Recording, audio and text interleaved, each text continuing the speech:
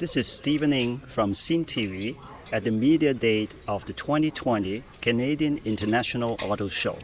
The Canadian International Auto Show is an annual showcase for both the industry as well as the car lovers. Yes. So how long and how many days would it run in Toronto this year? Well, this show is the 48th showing of the auto show here in Toronto. It is a 10-day show. We are open generally 12 hours a day from 10 in the morning till 10 in the evening. That's on weekends time. During the week we open at 10:30. But it gives a pretty wide opportunity to come down for people either over the weekend with their families or during the weekday when it's a little quieter. We appeal to folks that are maybe popping in after work. And it's certainly an exhibit that attracts a lot of Torontonians. We had over 357,000 people last year coming to the show, and it's the biggest market for car sales, and this is the best shopping place for new cars. So, For the buyers who are older adults, what are the key features in the car you would recommend to focus on? well, there are certain adults of certain ages have different requirements. Some people that have a little money saved and want to have a little fun with their money, they might entertain the idea of something that may find down here in Auto Exotica. Others may be looking for a little more practical solutions, maybe looking for ease of access into the vehicle. You'd want to get in here and try out. How do you get in? How do you get out? Is there bench seating? Is there bucket seating? How high is the car? And here at the show, you get a chance to try all of those things. How heavy are the doors? What kind of automatic lift systems exist on the rear tailgate that make life easier for seniors? And the autonomous features are also quite interesting. A lot of people really appreciate having autonomous backup, autonomous management of the vehicles. Tesla, being one of the leaders in that space, is showcasing and can talk through many of those features with seniors in the show, and we'd encourage them down to explore all that's here on the show. Wonderful.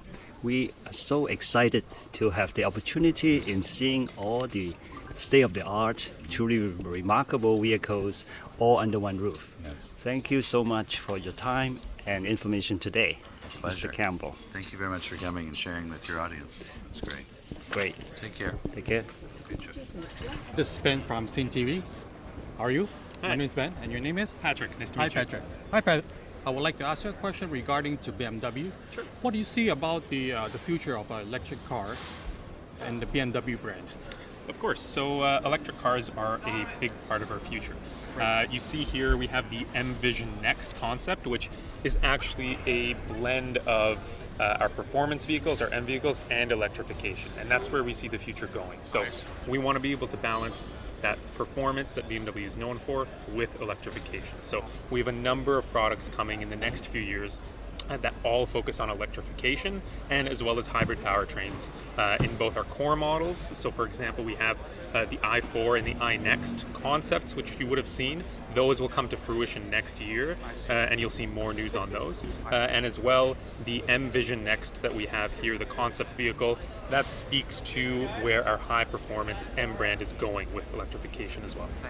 Thank you. Another question is, right now, I can see a lot of BMW cars have smaller engine every year. So are you planning to still remain the big engine, like i6, the inline six, and the 8-cylinder? Of course. So we still feature a lot of inline 6-cylinder and V8 engines as well in our portfolio. But you'll notice right now in our portfolio, all of these engines have turbochargers. So those turbochargers allow for increased fuel economy when you're driving in a subdued level. But at the same time, they offer the best performance for our customers. And we believe our customers still value that performance edge. And that's why we still feature these engines proudly in our lineup. Great. Thank you very much. Thank you. We have Ron here down at the convention center. So Ron, will you introduce us a little bit about Plug and Drive? Happy to help. So Plug and Drive is a nonprofit. We were started about 8 years ago. Our role is strictly public education about electric cars. We don't sell the cars at Plug and Drive. All the cars are on loan to us from the manufacturers so that we can introduce the public to electric cars so that they can learn to love them, drive them, and see how much fun they are to use as a car versus a gasoline car. I noticed that you have some, voucher here for, $1,000. Can you explain to us a little bit more about the program? Yes. So you're probably aware, or your audience might be aware, that there is an incentive from the federal government in Canada of up to $5,000 to purchase a brand new electric car. But for many people, spending $40,000 or $45,000 on a new car is beyond their reach. Maybe even for seniors, they're looking for something a little more economical. And so they could buy a used electric car, one that's 3 or 4 years old. It's been gently used, and it still has many, many years of life left. If they do that, then Plug and Drive will give them $1,000 to buy a used EV. All they have to do to get it is come to our center, listen to a presentation for 1 hour about electric cars, and then take a test drive in one, which we'll help them with, it's free, and then go buy a used one, and we will send them a check for $1,000. Okay, thanks a lot, Ron, for your Pretty good time. deal. Okay. You're very welcome. Thank you Okay. for choosing Plug and Drive. Okay, thanks. This is Ben from senTV. I'm in Toronto Convention Center. Now I'm with Michael.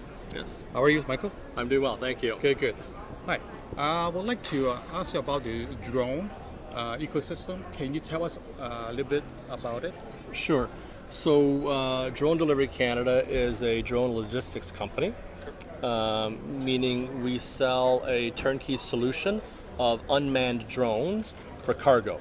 So there are drones, there's an automated battery management system, there are automated depots that the drones fly between, and there's also a software system called Flyte, F-L-Y-T-E, that really wraps it all together. It allows us to fly in active, controlled airspace as an unmanned cargo system. Any regulation related to the government regulation? Sure. So Transport Canada writes the regulations for Canada, and FAA in the U.S. and other countries are different. They have their own regulators. So we are compliant. We were actually the first in Canada to be a compliant operator for cargo drones. So we had that a few years ago, and we work very, very collaboratively with Transport Canada to collectively advance the entire industry. Thank you very much. Thank you.